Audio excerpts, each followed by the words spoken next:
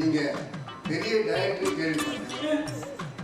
அதனால எனக்கு ஒரு சின்ன டவுட் ஒன்று இருக்கு சார். அது நீ பெரிய டைரக்டரா இல்லையா டவுட்டா?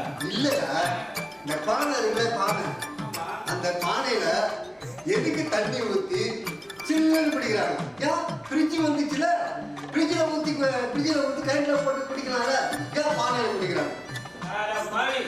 பானைன்றது வந்து அந்த காலத்துல ஏழைகளுக்கும் சரி பணக்காரங்களுக்கும் சரி சின்னசா இருக்கும். இப்பதான் வந்து ஃப்ரிட்ஜ் வந்துச்சு, அதுக்கு கரண்ட் வேஸ்ட் ஆகும் இல்ல. அதுக்குள்ள பாட்டில பிடிச்சி வைக்கணும், அது எவ்வளவு கூலிங் ஆகும், அது உடம்புக்கு எவ்வளவு கெடுதல், இதெல்லாம் தேவையே இல்லை. சிம்பிளா ஒரு பானையை வாங்கி வச்சோம்னா அதுக்குள்ள தண்ணி ஊற்றி வச்சோம்னா ஜில்லுன்னு இருக்கும். இயற்கையான தண்ணீரை இயற்கையா அப்படியே குடிக்கணும்னா பானை தான் நல்லது. அப்போ வீட்டுக்கு போயிட்டு வீட்டுல அந்த ஃப்ரிட்ஜை தூக்கி போட்டுட்டு ஒரு பானை வாங்கி வச்சு தண்ணி குடிக்கணும் சார். அங்கே ஒரு நிமிஷம் வாங்க. ஃப்ரிட்ஜை தூக்கி வெளியில போடாத. யாராவது ஏழை பாறைகளை கொடுத்துரு, அவங்க வீட்டுல படைச்சு சமைச்சு அது இதெல்லாம் வச்சு கொடுத்துப்பாங்க. சரியா? சரி சார்.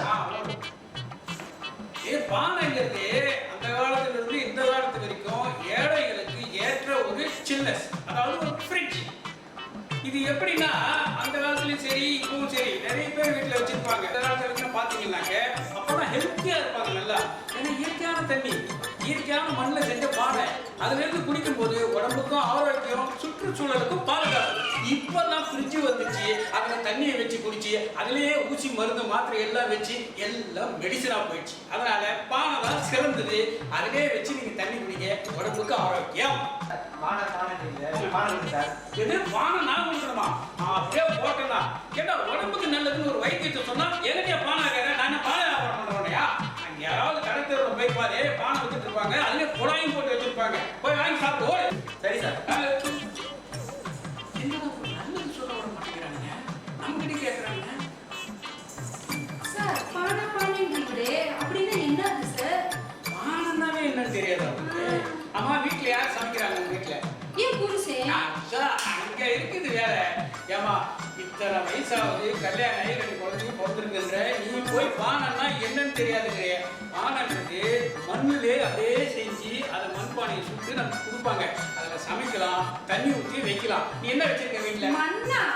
மண்பானைனா என்னது? ஐயோ மண்ணு மண்ணு உனக்கு எப்படி புரிய வைக்கிறதுன்னு தெரியல. களிமண் இருக்குல்ல, களிமண் எடுத்து தண்ணி ஊற்றி பிசைஞ்சு அதை பானை மாதிரி தட்டி அதை செங்கல் சொல்ற மாதிரி சுட வச்சு அதுக்கப்புறம் நமக்கு எல்லாம் விற்பாங்க. அதை நீ வாங்கிட்டு வந்து வீட்டுல வச்சுக்கோ. அவன் வீட்டுல என்ன ஃப்ரிட்ஜ் தானே வச்சிருக்கிறேன், ஐஸ் வாட்டர் எடுத்து குடிக்கிறேன், அதை இன்னைக்கு ஓட விட்டுரு. அப்படியா? ஆமா, நீ ஒரு பானையை வாங்கிட்டு வந்து வச்சு அதுல இருந்து தண்ணி எடுத்து குடிச்சு பாரு, உடம்புக்கு ஆரோக்கியமா இருக்கும், ஹெல்த் எந்த ப்ராப்ளமும் வராது. புரியுதா? அப்படியா? இப்பயே போய் என் புருஷனை பானை வாங்கிட்டு வர சொன்னீரு. அதுக்கும் புருஷன் தான் போறோமா? ஏமா நீ ஏன் போய் எது பானை எது விலை எவ்வளவு என்னன்னு பேரம் பேசி வாங்க? எனக்கு பானை தெரியாது. அவங்ககிட்ட போய் கேளுமா பானை எங்கன்னு. போ. பானைன்னா என்னன்னு கேக்குது. பானை எங்க கிடைக்குன்னு கேட்டா பரவாயில்ல,